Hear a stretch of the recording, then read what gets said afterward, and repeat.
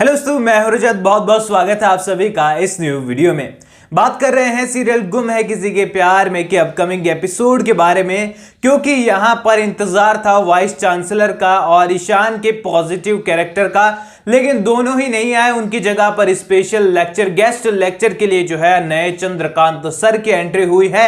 And Chandrakant sir हमेशा time पर पहुंचते हैं, लेकिन इस बार उनकी नजरें पहुंच गई है पहले आईएएस चाय वाली के ऊपर और पहुंच चुके हैं वो सभी के पास। अब यहां पर चंद्रकांत सर ईशान ये पॉजिटिव रूप दिखाए या ना दिखाए, लेकिन एक ऐसा किरदार यहां आने वाले एपिसोड में आ रहा है जो कि कहानी को एक ही झटके में एक नए मोड़ पर ले जाएगा। यहां पर उस किरदार ने शूटिंग भी शुरू कर दी है और आने वाले एपिसोड में एक जबरदस्त नहीं तो एक टर्निंग ट्विस्ट के साथ इस किरदार की एंट्री होते हुए आपको नजर आएगी।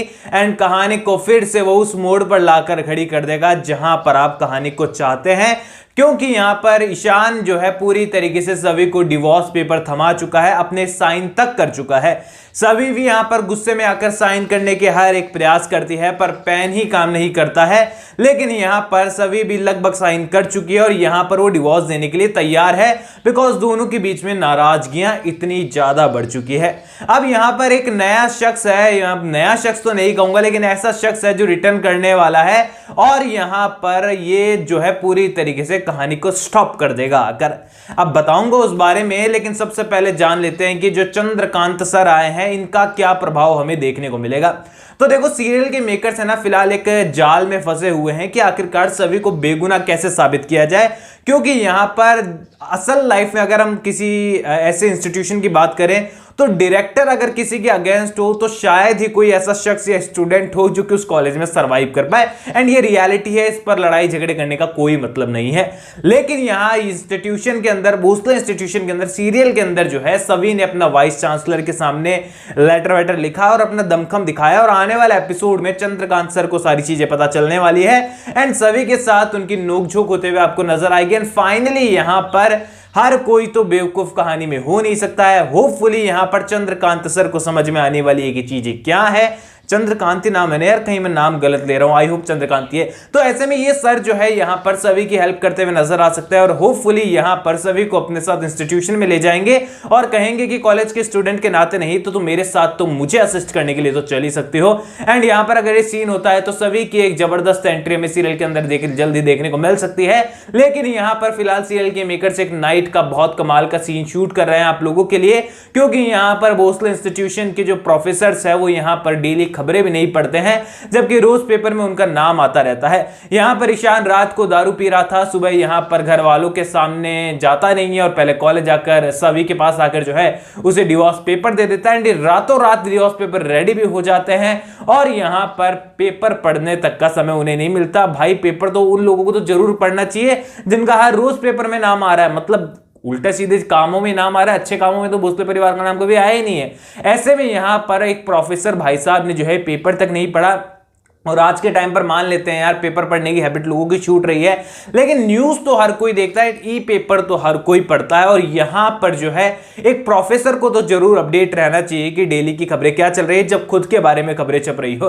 लेकिन ईशान ने न्यूज़पेपर नहीं पढ़ा और पूरा भोसले परिवार ने न्यूज़पेपर नहीं पढ़ा, उन्हें पता ही नहीं है कि यहां पर सभी ने कुछ किया ही नहीं था। लेकिन यहां पर डिवोर्स पेपर ईशान दे चुका है, गिले शिकवे बन चुके हैं और उसके बाद ईशान को पता चलने वाला है कि गलती हो गई, क्योंकि आज मॉर्निंग में ही जो है पेपर ने माफीनामा छाप दिया था। जो सभी ने वीडियो सभी का उसने देखा था वो पूरी तरीके से फेक था, अधूरा था और यहां पर उसने सभी को डिवोर्स पेपर थमाकर बहुत बड़ी गलती कर दी है।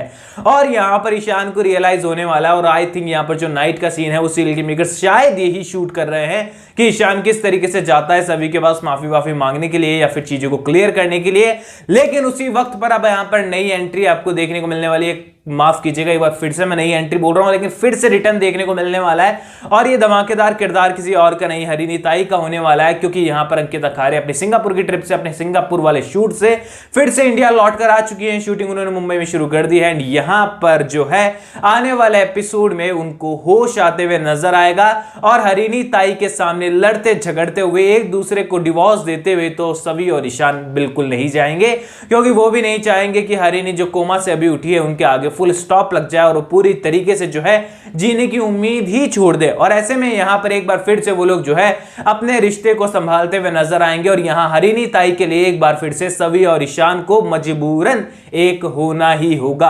और मैं स्टार्टिंग में आपको कह रहा था कि कहानी फिर से उस जगह पर जाकर खड़ी हो जाएगी जहां पर पहले थी, और ये पड़ाव वो है जहां पर सवी और ईशान एक दूसरे को बिल्कुल पसंद नहीं करते हैं, लेकिन मजबूरी के कारण फिर से उन्हें एक छत के नीचे एक दूसरे के साथ रहना ही होगा। और खासकर हरिणी ताई के सामने तो यह एक्ट करना ही होगा कि उनके बीच में कोई लड़ाई झगड़े नहीं है, कोई डिवोर्स की बात नहीं है, बल्कि वो दोनों एक साथ बहुत खुश हैं।